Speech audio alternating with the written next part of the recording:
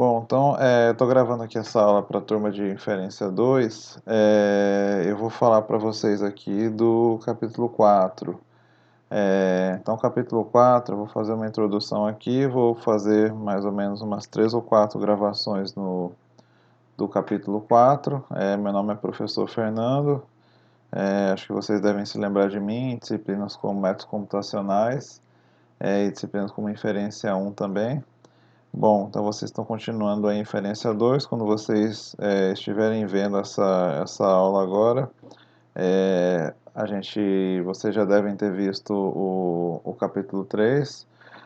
Então eu estou gravando aqui essa aula para o capítulo 4, né, que vocês devem ver aí na primeira semana de setembro. Então, para quem estiver vendo esse vídeo aí no futuro próximo aí, né, vocês já viram o capítulo 3.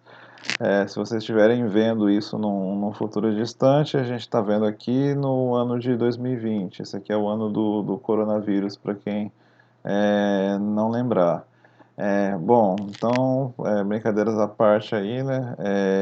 Lógico que é um negócio muito sério, né? Mas a gente tem que tentar levar aí da melhor maneira possível. Bom, então essa aula aqui eu vou fazer uma introdução à teoria das decisões. Está aqui a introdução, são os princípios minimax de Bayes. Então nessa primeira aula aqui eu vou falar um pouco da ideia central dos procedimentos minimax, que é a chave para testes de hipótese. Então essa parte da teoria de decisões, elas são utilizadas basicamente em testes de hipótese, que é aquilo que vocês vão ver no capítulo 6. Então o que a gente vai fazer? A gente vai decidir a favor de uma hipótese. E toda decisão ela pode ser tomada de maneira errada, né? A gente tem um risco que a gente pode correr, por isso que vem a teoria de decisões e o risco que a gente vai ver aqui ao longo desse capítulo, porque a qualquer decisão que a gente toma, a gente tem o risco de estar errado. O que a gente vai fazer aqui nessa primeira parte é avaliar qual é o risco dessa decisão que a gente pode tomar e qual tipo de perda ela irá acarretar. Então, qualquer risco, qualquer decisão que eu tomo, eu posso estar errado. E aí o que a gente vai ver aqui é como quantificar essa perda, né? Quais são as consequências, qual é a perda associada a esse risco. Bom, então para começar aqui o capítulo, eu vou começar aqui a aula em si, a gente vai ver aqui alguns elementos básicos. Então eu vou projetar aqui para vocês a tela aqui do livro. Eu coloquei em amarelo aqui tudo que eu falo assim, né? Tudo que geralmente a gente copiava na lousa, né? No quadro. Durante a disciplina, eu coloquei aqui em amarelo para reforçar os pontos mais importantes. Bom, então aqui eu vou mostrar aqui alguns elementos básicos para a gente destacar aqui. Então, quais são alguns elementos básicos aqui? Então, o primeiro elemento básico é esse conjunto não vazio, esse θ maiúsculo aqui. Então, esse θ maiúsculo aqui, ele é chamado de espaço paramétrico. Então, o que é um espaço paramétrico? O espaço paramétrico são todos os valores possíveis do parâmetro. Então, percebo que tem uma diferença aí com relação ao espaço amostral. O espaço amostral são os valores possíveis da variável aleatória. Agora, o espaço paramétrico são os valores possíveis do parâmetro. Então, por exemplo, vou colocar aqui um exemplo bem simples. Vou colocar, por exemplo, x é uma binomial, uma Bernoulli. Pronto, Bernoulli.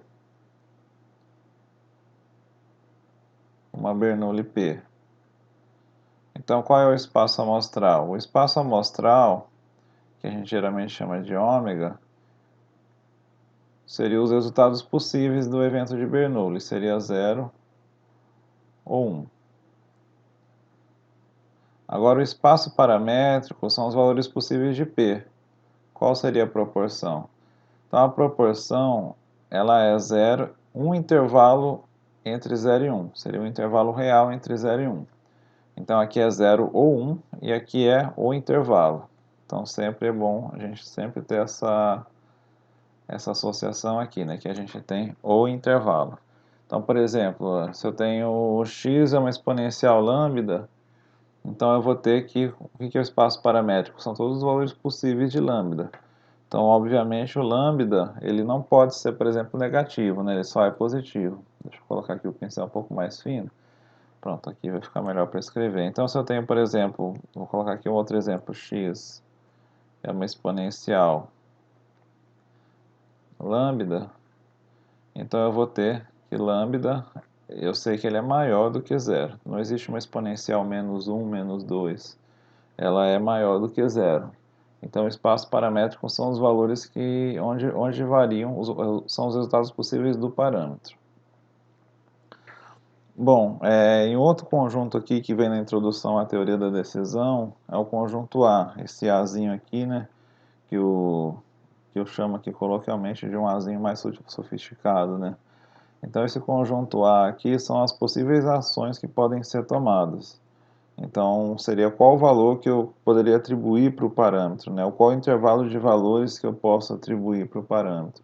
Então, geralmente, em problemas de estimação, esse conjunto aqui ele se refere ao espaço amostral, né? São os resultados possíveis do parâmetro. Então, qual seria a minha decisão de dizer qual é o valor desse parâmetro? Então, no caso de teste de hipótese, esse Azinho aqui ele consiste em a ação de aceitar ou rejeitar uma hipótese. Então, geralmente, a gente vai ver no capítulo 6 que as hipóteses a gente faz uma inferência a respeito do parâmetro. Um teste de hipótese é uma afirmação que eu faço a respeito do parâmetro. Outra medida importante aqui, outro conceito importante é a função de decisão. Então, a função de decisão é uma função de x não, né, chamada letra grega qui, não é o qui do qui quadrado, é uma letra grega da notação, é o conjunto qui, que vai para o conjunto A, é a função de decisão. Então, são os valores possíveis do espaço amostral que vai me levar a tomar uma decisão. Então, o que acontece? Eu tenho uma amostra x1, xn, então vou colocar aqui. Então, por exemplo, eu tenho lá uma amostra x1, xn, então ID, né, de uma distribuição paramétrica, f, de ponto dado θ. Então, o que acontece? O que é um conjunto aqui? O conjunto aqui é um conjunto, um conjunto de valores do espaço amostral.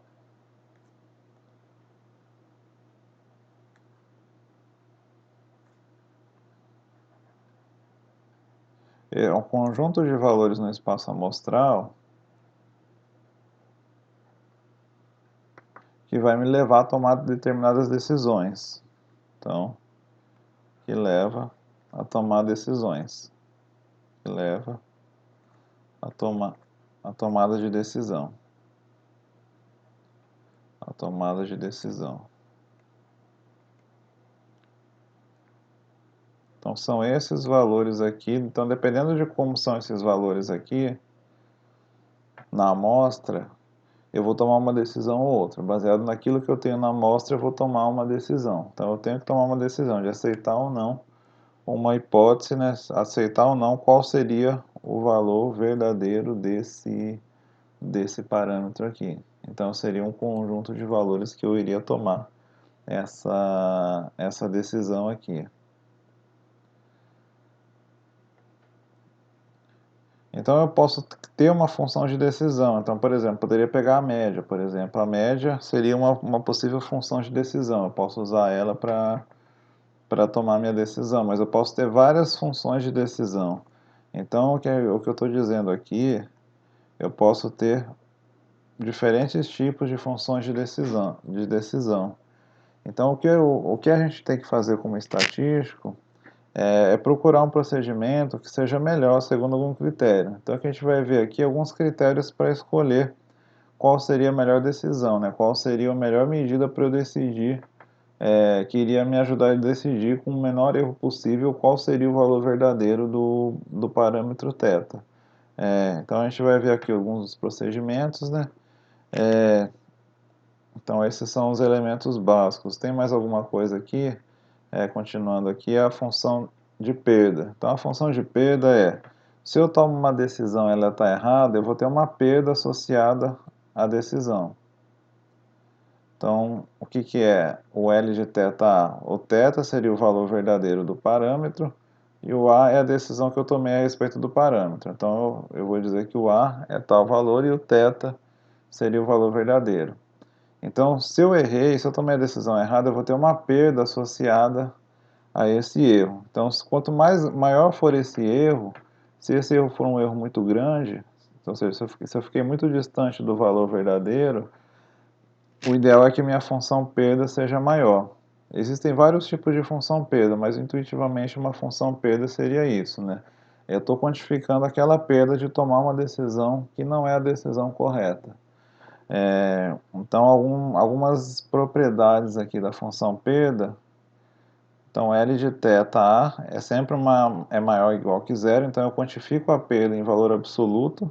Então, quanto que eu estou perdendo, eu não quantifico em negativo, não faz sentido eu verificar o quanto eu estou ganhando.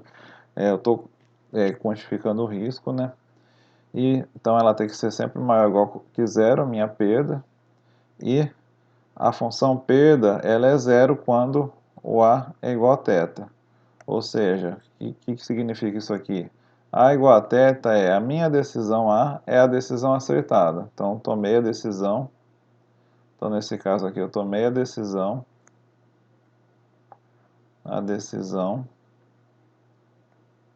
A, ou A, deixa eu, Azinho minúsculo, né? Deixa eu apagar aqui. A decisão A acertada. O outro A é o conjunto. Então, eu tomei a decisão A acertada. Então, se eu acertei, a minha perda é zero. Obviamente, a minha perda é zero. Então, portanto, a função L de θ representa a perda em corrida pelo estatístico ao tomar uma decisão A quando o θ é a escolha feita pela natureza, né? Quando θ é escolha feita pela natureza, até um pouco poético, né? Assim, seria o valor correto do parâmetro, né? Qual seria o valor verdadeiro do parâmetro na população, que geralmente a gente desconhece. Algumas funções perda, ele citou aqui algumas funções conhecidas. Geralmente a função perda é o seguinte: quanto mais longe a minha decisão está do parâmetro verdadeiro, maior é a minha perda. Então, quanto mais longe eu tiver a minha decisão do parâmetro, né, vai ficando mais distante, então a minha perda vai ficando cada vez maior. Então, se eu tomei uma decisão e ficou bem pertinho lá do parâmetro, ou seja, se a distância entre o A e o θ for pequena, eu quero que minha perda seja pequena também, eu errei por pouco. Então, algumas funções comuns aqui, L de θA, uma perda comum é a perda quadrática, é θ menos A ao quadrado. Então, voltando aqui, então vou escrever aqui as duas funções perda talvez mais utilizadas, L de θA. Eu posso criar qualquer tipo de função perda, mas é bom sempre eu escolher alguns critérios. Então, θ menos A ao quadrado. Então, o que isso aqui quer dizer? Quanto mais longe eu estiver do θ, a minha decisão A estiver do θ, maior vai ser a minha perda. Então, essa aqui é a chamada de perda quadrática.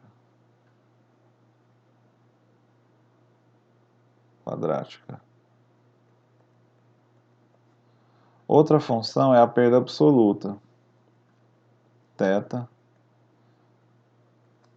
seria em módulo, né? Seria fazer θ menos A em módulo. Então, é a chamada perda absoluta.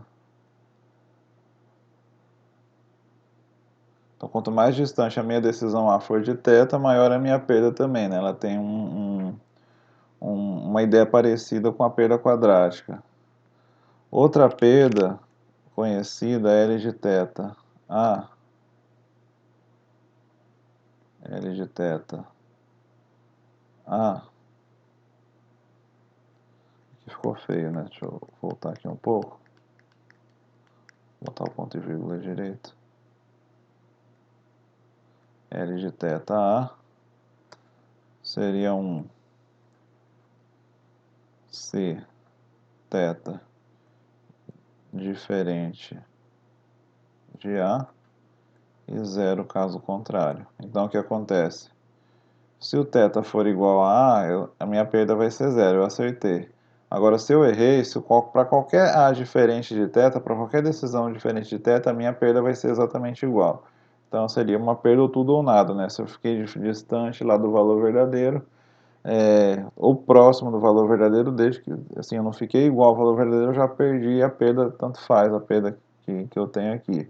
Então, geralmente essa perda aqui é uma perda mais utilizada para variáveis discretas, né? Essa aqui é a chamada perda 01, chamada perda 01. Então eu posso criar vários tipos de função perda. Tem uns exemplos aí. Então tem outro exemplo aqui, que já é uma função um pouco mais complexa, né? Mas eu posso criar qualquer função perda. Eu posso pensar em vários tipos de função perda e verificar qual tipo de função perda que vai minimizar meu risco. A gente vai ver a seguir aqui, né, como que a gente vai escolher a decisão, né, que minimiza o meu risco. Então não é possível a gente encontrar algum critério que minimize a função perda como um todo, porque essa depende um pouco de θ, né, que é um parâmetro desconhecido. Então o que o estatístico faz então o que o autor está dizendo aqui é o seguinte: não tem como eu escolher exatamente a função, a melhor função perda de todas, né, a melhor decisão de todas, olhando só a função perda, porque ele está dizendo que eu não conheço o θ, a gente não conhece qual é o parâmetro populacional. Mas o que a gente vai fazer é minimizar uma outra medida chamada risco. Então essa definição aqui é muito interessante, que é da função risco. Então a função risco ele vai ver em todo o espaço paramétrico qual seria a minha perda. Então é como se ele fosse pegar em todos os parâmetros, em todos os valores possíveis do parâmetro, ele vai analisar para cada valor possível qual vai ser a minha perda associada a cada resultado possível do parâmetro. Então a função risco ela é dada dessa forma aqui. Então a função risco r de θ x vai ser o valor esperado da função perda. Então o risco ele é a esperança, o valor esperado da função perda. Então vai ser a esperança da função perda para cada x. Então ele vai fazer a somatória de x pertencente ao espaço amostral da função perda associada àquele valor do espaço amostral vezes a sua densidade ou a sua probabilidade. Então, se isso aqui é o caso discreto, então isso aqui é o caso discreto, né? Para o caso contínuo, basta substituir pela integral. Então, a função risco, eu vou escrever aqui, função risco. Função risco. Então, a definição vai ser a esperança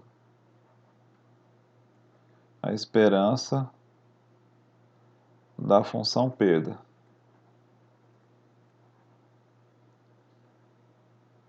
Da função perda. Então, no caso aqui, se o x é discreto, eu vou escrever um pouquinho diferente do que ele escreveu ali no livro, porque eu acho que fica mais fácil para entender. Então, se o x é discreto, eu vou ter que o R, o risco, a anotação eu vou usar a mesma do livro, R de θd, R de θd vai ser igual a esperança GL de θ dx, a decisão que eu vou tomar. Então, no caso discreto, eu vou ter... Então, a esperança de uma variável vai ser... Esperança de x é o que no caso discreto? Vamos lembrar aqui. A esperança de x, no caso discreto, ela vai ser a soma de x, p de x, a esperança de x. Agora, a esperança de uma função de x, no caso vai ser a função L, a esperança da L vai ser a somatória de L vezes p de x. Então, a esperança de uma função h de x qualquer é a somatória de h vezes a probabilidade para cada x. Então, eu vou usar essa mesma ideia aqui para a função perda. Então, eu vou escrever aqui. Então, isso aqui vai ser a somatória em x da função L de θ dx p de x igual a x'. Então, se discreto.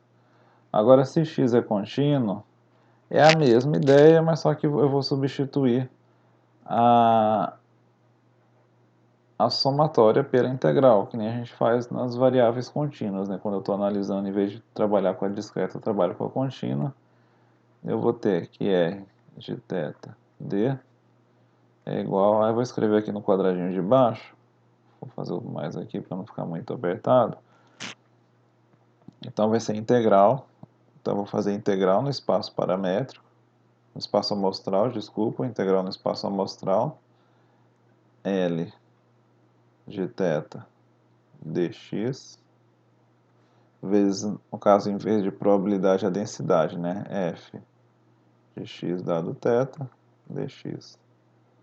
Então, essa seria a função risco, né? Eu vou varrer em todos os valores aqui do espaço amostral, né?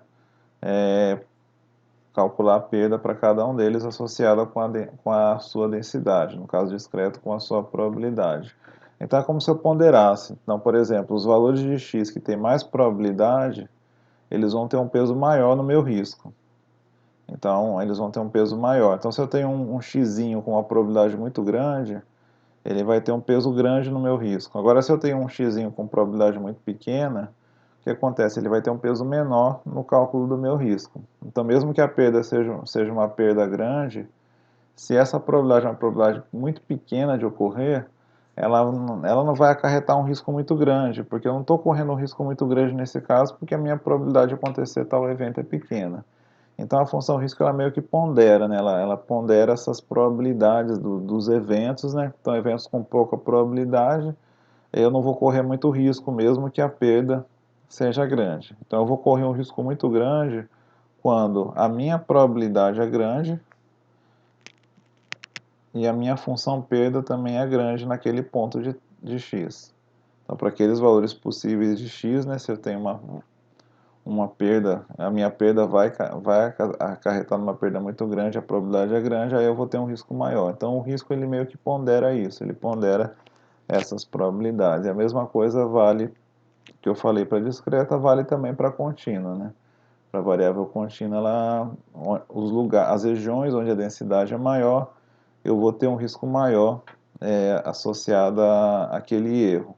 E regiões onde eu tenho uma densidade muito baixa, o meu risco vai ser menor, né? Mesmo que a perda seja grande, como a probabilidade de acontecer aquilo lá é pequena, vai acarretar num risco menor.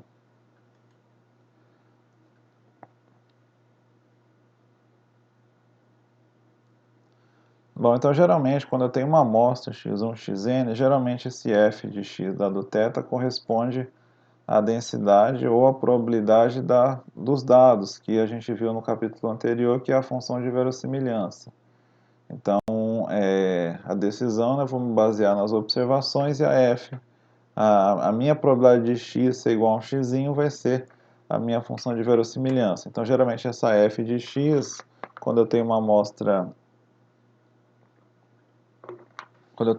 aleatória, ela acaba sendo a função de verossimilhança.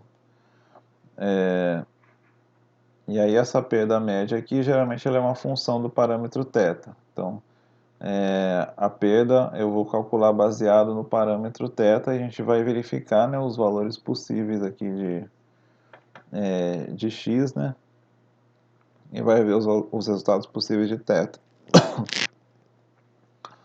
Bom, uma outra definição importante é comparar procedimentos, comparar qual método é melhor. Então, por exemplo, para comparar qual seria a melhor função de decisão, né? Então, geralmente, a gente diz que um procedimento D1. Então, por exemplo, é um critério, né? Qual seria o meu critério para calcular esse risco? Então, eu posso criar vários critérios. A gente vê que eu posso criar vários tipos de função perda, né, e vários tipos de decisão. Então, o que acontece? Eu posso ter, por exemplo, duas decisões, D1 e D2. Isso aqui é só um exemplo. Eu posso ter uma infinidade de decisões. Então, eu vou ter que um procedimento D1 e D2, eu posso dizer que um procedimento D1 é melhor do que o D2 se o risco associado ao procedimento D1 sempre vai ser menor do que o risco associado ao procedimento D2 para todo θ. Então, se eu vou varrer todos os valores possíveis de θ. Então, se para todos os valores possíveis de θ, uma função de decisão D1 vai ser menor do que a D2, sempre, então eu vou dizer que D1 é melhor do que o procedimento D2. Então, essa vai ser o meu critério, né? Então, para todo θ, né, vai ser menor ou igual, né? Então, se R de θ D1 for menor ou igual que θ D2 para todo θ, ou se para algum θ, né, for menor. Então, se para algum θ, então ele coloca aqui R de θ D1 é menor que R de θ D2, menor do que R de θ D2 para algum θ. Então, ele está dizendo isso aqui caso os dois não sejam iguais, né? Então, em algum momento, para algum único valor de θ, mesmo que seja para um ponto, D1 é menor do que D2. Então, pelo menos para algum ponto, D1 tem que ser menor do que o D2. E para os outros, pode ser menor também, mas no pior das hipóteses, tem que ser igual. Então, esse seria o critério para dizer que um procedimento é melhor do que o outro, né? Então, um procedimento é melhor do que o outro quando ele nunca vai ser pior do que o outro, em algum momento ele vai ser melhor. Então ele pode ser melhor em alguns momentos, em outros ele pode empatar com o D2, por exemplo. Então essa seria a definição. A gente vai ver isso aqui em alguns exemplos, talvez vai ficar mais fácil de entender, né? Se vocês não conseguirem entender pela definição. Então, graficamente aqui, ele ilustrou aqui alguns exemplos. Eu vou colocar aqui, eu vou projetar aqui. Então são alguns tipos de exemplos aqui onde ele coloca onde, onde ele coloca aqui os valores. Então aqui tem os exemplos, ó. Então são duas situações. Então nessa primeira situação aqui, eu tenho aqui o procedimento o D1 e aqui o procedimento D2. Então esse meu eixo X aqui são os valores possíveis de θ. E esse meu eixo y seria a minha função perda para cada θ. Então, seria o meu risco, desculpa, seria a minha função risco associada a cada θ. Então, essa aqui seria o D1, essa primeira aqui, e a de cima seria a decisão D2. Então, percebo que nesse primeiro gráfico aqui, para todo θ, a minha função D1 sempre vai ter um risco menor do que a função D2. Então a D1 sempre vai proporcionar um risco menor do que o D2 para todo θ. Ela sempre vai, se eu pegar qualquer valor aqui no eixo X, né, a função D1 vai ter um valor menor do que a função D2. Enquanto que aqui, ó, nessa aqui seria é um caso mais comum na estatística, essa segunda aqui. Então se eu pegar os valores possíveis de θ, então vocês estão vendo aqui o D1, né, e aqui o D2, ó, vai ter no começo a função D1 tem um risco menor, né, mas só que em algum momento ela fica maior. Então aqui, por exemplo, para esse θ aqui, a função D2 é melhor, ela tem um risco menor nesse intervalinho aqui, ó. E aí lá no final a função D1 acaba tendo um risco menor. Então nessas situações aqui, para alguns θs, né, o D1 vai ter o menor risco e para outros θs o D2 vai ter o menor risco. Então na estatística o mais comum é acontecer uma situação dessa aqui, em algumas regiões uma decisão é melhor, em outras regiões outra decisão é melhor, né? Então, e aí fica um dilema nosso, como é que eu faço para escolher qual função de decisão que eu vou utilizar? Então aí a gente tem que utilizar uns critérios que a gente vai ver aqui nesse capítulo 4 para escolher a melhor função de decisão.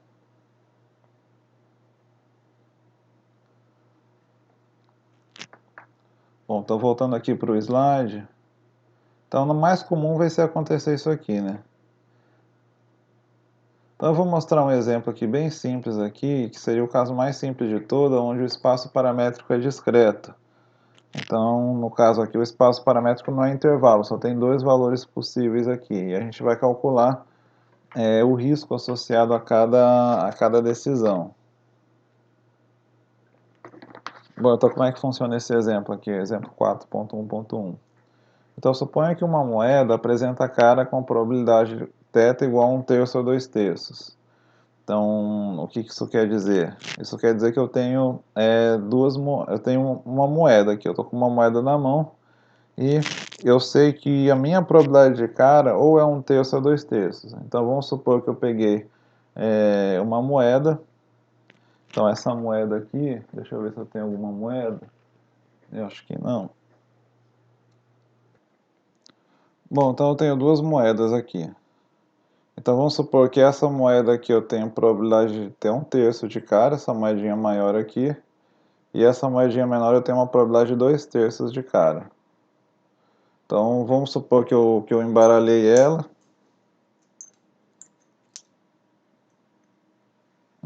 Sorteei uma moeda aqui aleatória. Então tem uma moeda aqui na minha mão. E aí eu quero saber o seguinte. Eu não vou ver essa moeda. Eu não sei se essa moeda que eu peguei é a moeda 1/3 ou é a moeda 2/3. Então eu tenho que verificar. Vou fazer um lançamento nela. Eu vou fazer um lançamento da moeda, e aí eu vou, baseado no resultado desse lançamento, eu vou tomar minha decisão. Então lancei a moeda, então a moeda está lançada, e aí eu vou registrar aqui o resultado da moeda. Então, baseado nesse lançamento aqui, eu vou tomar a minha decisão. Eu vou tomar a decisão de que, será que a moeda que eu peguei é a moeda com probabilidade de cara 1/3, ou é a moeda com probabilidade de cara 2/3. Então eu vou ter que tomar essa decisão. Bom, então vamos montar aqui o experimento, o problema. Então vocês já entenderam pelo menos essa primeira parte, né? Então eu quero saber o seguinte: o meu espaço paramétrico, ou seja, os valores possíveis de θ são só dois. Ou θ é 1/3 ou θ é 2/3. Então ou eu lancei a moeda com probabilidade 1/3 ou eu lancei a moeda com probabilidade 2/3. Então, quais seriam as minhas decisões?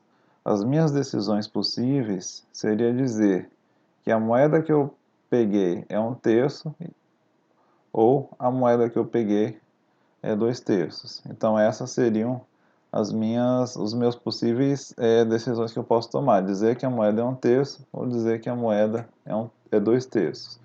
Bom, então o que eu fiz para tentar saber se essa moeda é 1/3 ou 2/3? Para saber se essa moeda é 1/3 ou 2/3, eu fiz um lançamento. Eu acabei de lançar a moeda aqui. Então vocês viram eu lançando aqui a moeda, né? E aí, baseado no resultado desse lançamento, eu vou ter que tomar uma decisão. Então, se a moeda deu coroa, qual decisão que eu vou tomar? Se a moeda der cara, qual decisão que eu vou tomar? Então, independente da decisão que eu vá tomar, eu tenho o risco de estar errado. Eu posso tomar uma decisão errada. Então, a minha verossimilhança aqui, a minha observação é só de um ponto, né? Então, é um exemplo bem simples, onde eu só tenho um lançamento. Então, eu tenho esse lançamento aqui, e os resultados possíveis ou é cara ou é coroa. Então, no caso, o autor aqui chama 0 de coroa, e 1 ele chama de cara. Bom, então ele fez o lançamento lá. Então, será que a moeda que eu peguei é a moeda 1/3 ou a moeda 2/3? Então, eu posso imaginar em 4 tipos de função de decisão. Então, o que seriam as funções de decisão? Seria a função D1, a função D2, a função D3 e a função D4.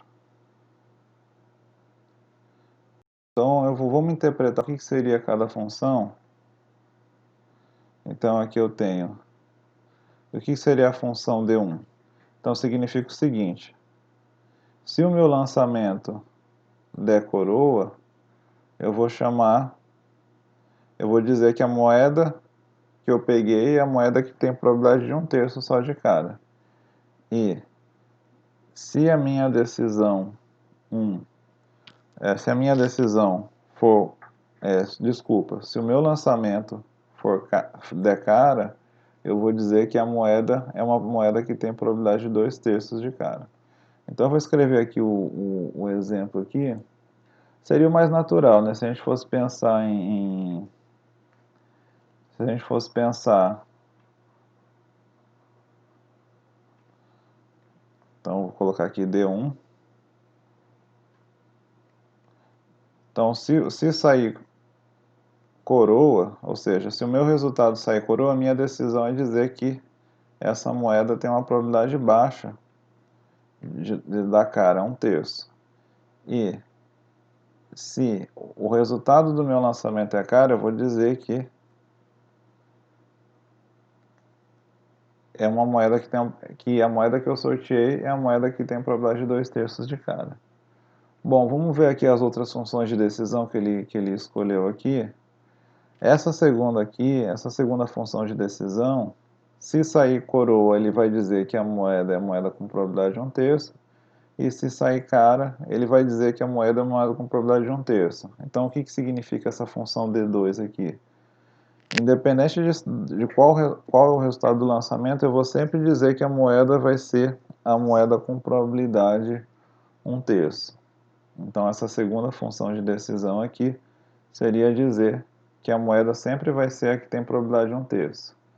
Outra função de decisão já é o contrário. Independente do resultado do lançamento, eu vou dizer que a moeda que eu peguei para fazer o sorteio é a moeda com probabilidade de 2/3. Então, é, então a segunda função de decisão, independente de ser 0 ou independente do meu resultado ser 1, eu vou dizer que a moeda que eu peguei é a moeda que tem probabilidade de 1/3 de cara. A terceira função de decisão é, independente do resultado da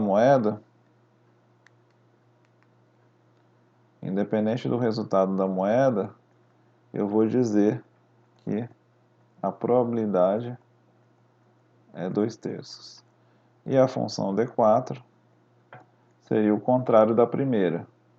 Então seria até eu diria que seria a gente vai ver quando a gente for calcular o risco que seria uma função inadmissível. Por quê? Porque se sair 0, eu vou dizer que é a moeda que tem uma probabilidade maior de cara. E se sair 1, eu vou dizer que é uma moeda que tem probabilidade menor de cara, 1/3. Então essa função de decisão seria uma função que eu estaria apostando contra o provável, né? Essa função seria o contrário dessa primeira. Então essas são as funções de decisão. Bom, então como é que eu faço para calcular o risco? O risco, eu vou pegar aqui a mesma anotação do R de θD. Então R de θD, cadê? Vai ser a esperança da perda.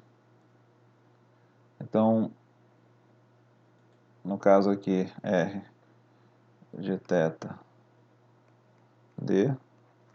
vai ser a esperança de L de θD. Então, aqui vai ser igual a somatória em x L de θD vezes P de x igual a x. Então, esse vai ser o meu risco. Então, o que vai acontecer aqui? O x só assume valores 0 ou 1, né? Então, vai ser L de θ D0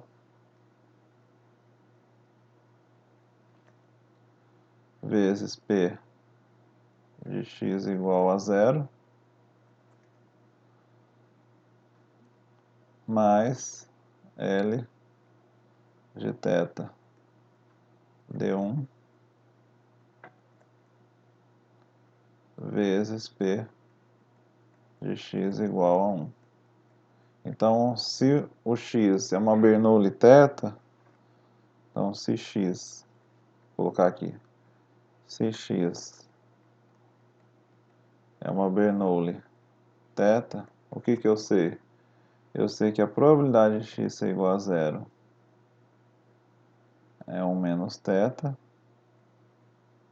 e a probabilidade de x ser igual a 1 vai ser igual a θ.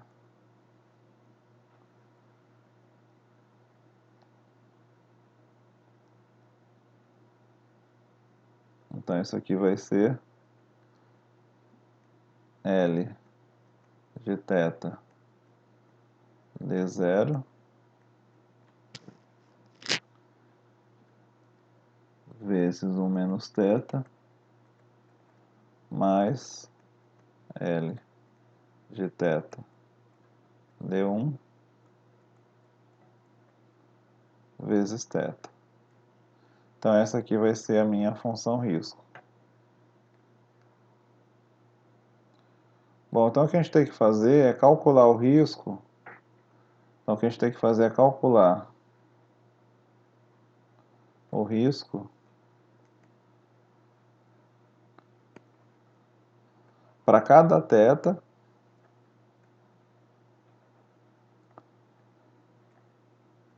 e para cada função de decisão, para cada d. DI, vou colocar DI de igual a 1 até 4. Então a gente tem que fazer aqui, calcular esse risco nas diferentes configurações. Então eu vou colocar aqui para cada θ e para cada d. Então eu vou colocar aqui, por exemplo, se o θ é igual a 1/3, vamos supor, se a moeda que eu peguei é a moeda de 1/3, qual seria o risco associado a cada função de decisão? Então, se θ é igual a 1/3, para D1, se eu pegar a função D1, o que é a função D1? Então, a função D1, ó, é essa função aqui. É essa função. Então, a função D1 vai ser essa função. Então, para D1, qual que seria o meu risco associado a D1? Então, eu vou colocar aqui o R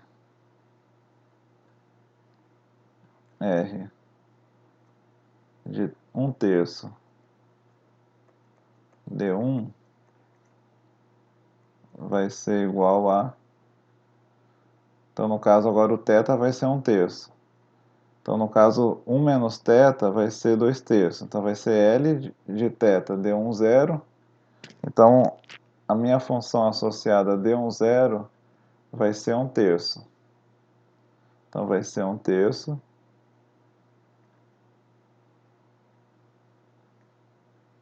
1/3 vezes 2/3 mais... Vou escrever aqui a função toda, vai ficar melhor aqui para vocês entenderem. Eu vou voltar aqui do começo.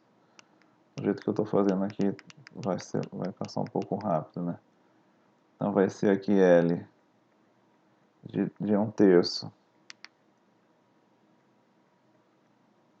L de 1/3 D1 zero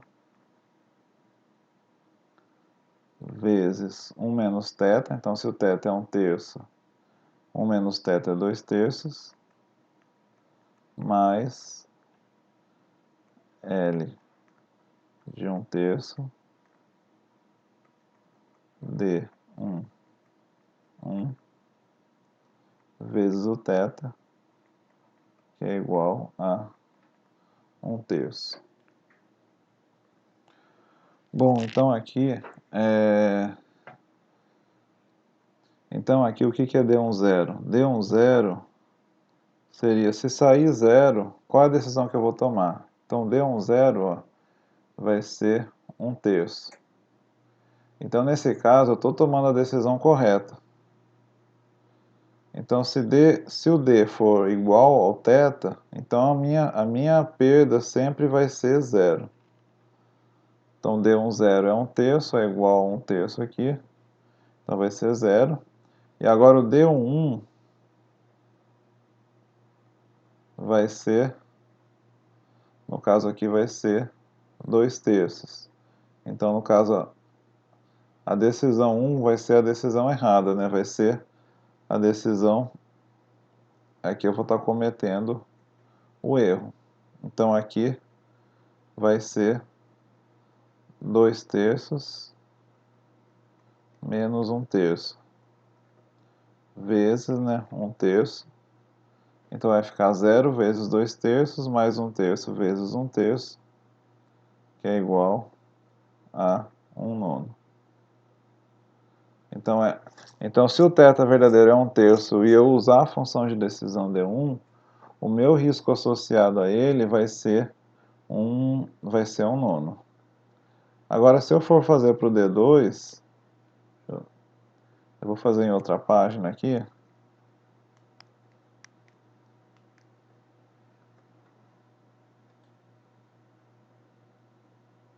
Então, para D2, então o que é D2? O D2 vai ser chamar tudo de 1/3. Então, independente do resultado do meu... Então, o D2, ó, independente do resultado, eu vou chamar sempre de 1/3. Então, R de 1/3 D2, eu vou ter R de 1/3 D2 vai ser igual a L de 1/3 D2 0, 0 aqui, desculpa, D2 0, vezes o θ, né, 1 menos θ, que é 2/3, mais L de 1/3 D2 1. Então, estou usando aqui a função de decisão D2. Então, o que acontece aqui? A função de decisão D2, independente de sair 0, 1, eu vou dizer que a moeda que eu peguei é a moeda com probabilidade de 1/3. Então, nesse caso aqui, se eu tomar essa decisão, eu sempre vou estar certo aqui. Então, aqui eu não vou ter nenhuma perda. Então, essa seria... Se o θ verdadeiro fosse 1/3, o meu risco aqui seria um risco zero. Eu não estaria correndo risco nenhum. Então, nesse caso aqui, seria uma função que, se eu acertar o θ, né, a minha função D2 seria a melhor. E a função D3? Para D3, eu vou ter que R de 1/3 D3, lembra o que é a função D3? A função de decisão D3 é... Então, vou voltar aqui na página anterior. A função de decisão D3, ó, eu sempre vou falar que a moeda é a moeda de 2/3, independente do resultado do lançamento. Então, nesse caso aqui, a minha função perda, eu sempre vou estar perdendo. Então, vou colocar aqui D3, 0, que eu vou sempre vou estar chamando a moeda da moeda de 2/3. 1 menos θ, que é 2/3, né, mais L de 1/3 D3, 1 vezes 1/3. Então, eu sempre vou estar falando que essa moeda é moeda de 2/3. Então, aqui eu sempre vou estar cometendo um erro. Então, aqui eu vou ter 2/3 para 1/3, eu vou ter uma distância de 1/3. 1/3 vezes 2/3, mais... Aqui eu também vou estar errando, né? 1/3 vezes 1/3. Então, vai ser 2, vai ser 3/9. 3/9. E, finalmente, para a função D4, para D4, eu vou ter que o risco de 1/3 associado a D4 vai ser igual a L de 1/3 D4, 0, vezes 1 menos θ, mais L de 1/3 D4, 1, vezes θ, que é 1/3. Então aqui, o que é a função D4? Vamos lembrar o que é a função D4 lá no slide, na página anterior. Então a função D4 é o seguinte: se sair o 0, eu vou chamar que é a moeda de 2/3. Se sair 1, eu vou chamar que é a moeda de 1/3.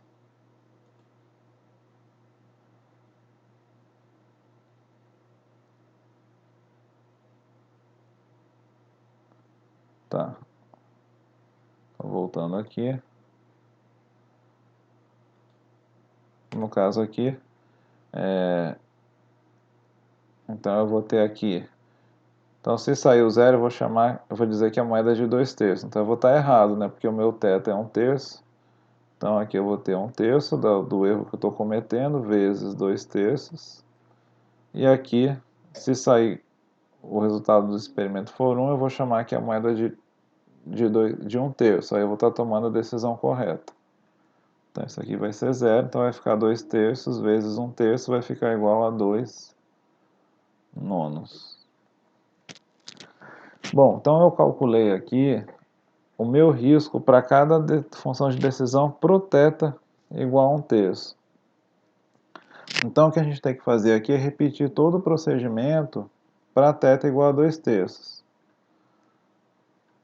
Por quê? Porque eu tenho que considerar todos os resultados possíveis. Então, no D1, D2, D3, D4, eu considerei só um resultado possível, que é o θ 1/3. Agora eu vou considerar o outro resultado possível, que é a moeda de 2/3.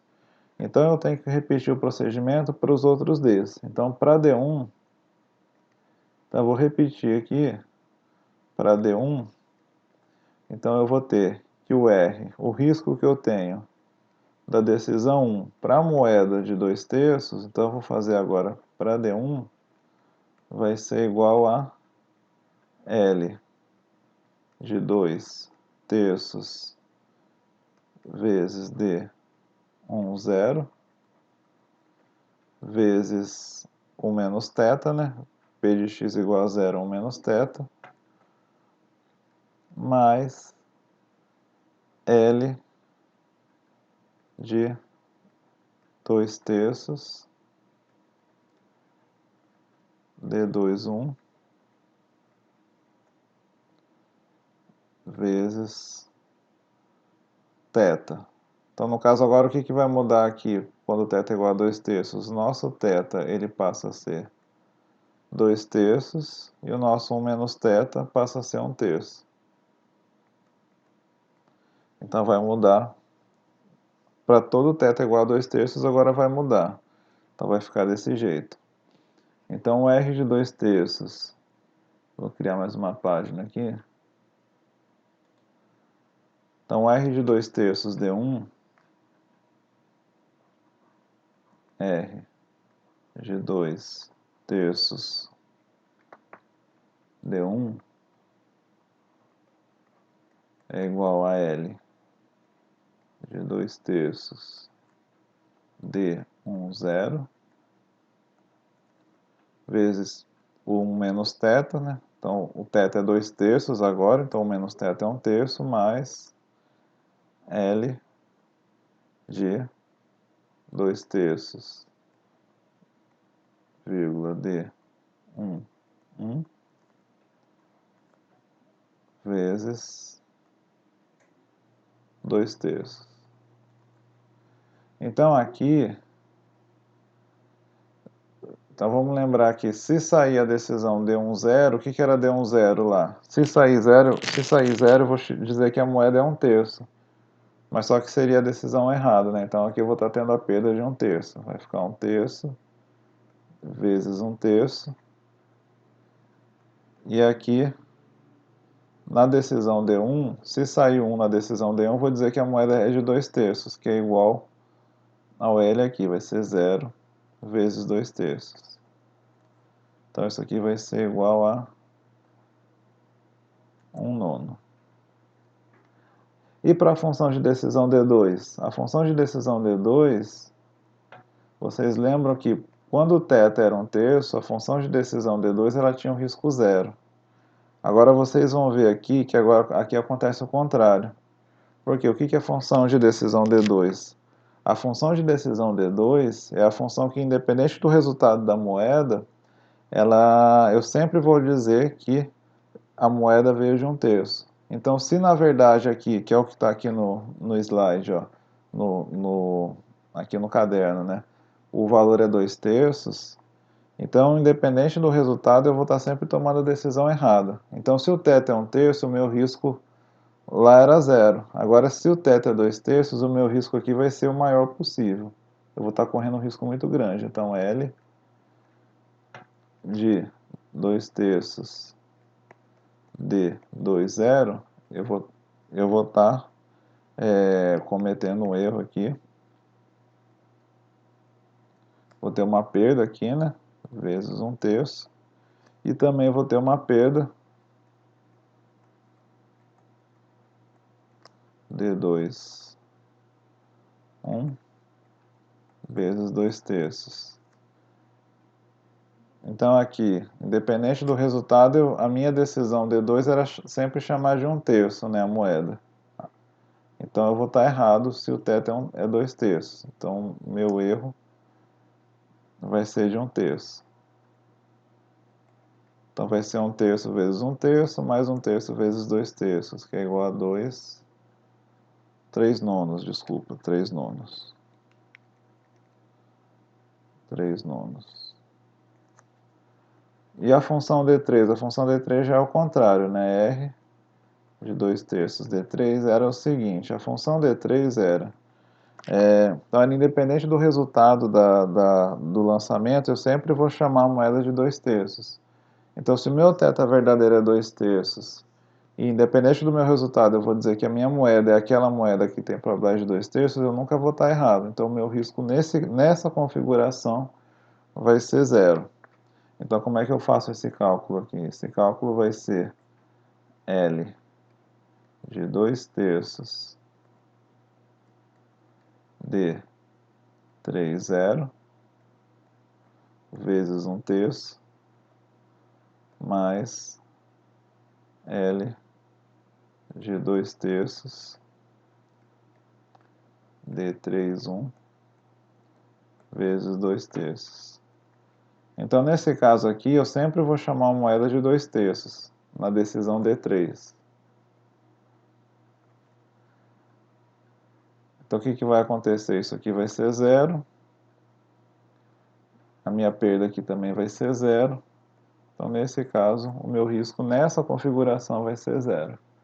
E, finalmente, para terminar, vamos para a função D4 agora. R de 2/3 D4 vai ser a função perda associado ao θ 2/3 e a função D4 0 vezes 1/3, né? Mais L de 2/3 D4 1 vezes 2/3. Então, o que era a função D4? A função D4 vai ser, se sair o 0, eu vou dizer que a moeda é de 2/3, então aqui eu vou estar certo. E a função D4 era dizer que se sair 1, eu vou dizer, se sair caro, né, eu vou dizer que a moeda é a moeda de 1/3. Então aqui eu vou estar tendo a perda de 1/3. Então aqui vai ser 0 mais 1/3 vezes 2/3, que é igual a 2/3. Bom, terminei? Terminei, finalmente, né? Então, o que acontece aqui? A gente calculou o risco para cada uma dessas 4 funções de decisões possíveis e para cada θ possível. Então percebo que nesse exemplo aqui é um exemplo só com 2 θs possíveis, né? Se eu tivesse 3 θs possíveis, eu teria que calcular isso aí para 3 θs diferentes. Ficaria bem maior a conta, né? Bom,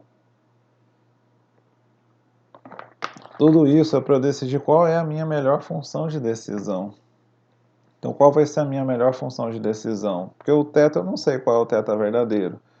Então, eu vou ter uma tabelinha aqui que seria a função do θ verdadeiro. Então, eu teria todos os cenários possíveis de θ e todas as funções de decisão e os riscos que a gente calculou aqui. Então, todos os riscos que a gente calculou aqui, eles estão aqui na tabela 4.1. Então, eu vou mostrar aqui para vocês. Então, eu vou ter aqui ó, os valores. Então, para o θ igual a 1/3, se o meu valor verdadeiro de θ fosse 1/3, qual seria a minha melhor função de decisão? A minha melhor seria a D2. Agora, se o θ fosse 2/3, qual seria a minha melhor função de decisão? Seria o D3. Então, eu posso estar escolhendo a função de decisão, mas a função, eu não sei qual é o θ verdadeiro. Então, se eu escolher a função de decisão D2, por exemplo, se eu escolher a função de decisão D2 para utilizar, se o θ for igual a 1/3, eu vou ter a função com menor risco. Mas e se o θ não for 1/3, for 2/3? Então eu vou estar escolhendo uma função ruim. Eu vou estar escolhendo uma função que é a pior de todas. Ela vai ter o maior risco possível, né? Então o que a gente faz aqui? A gente utiliza, ó, a gente pode ver aqui, ó, a função de decisão D1.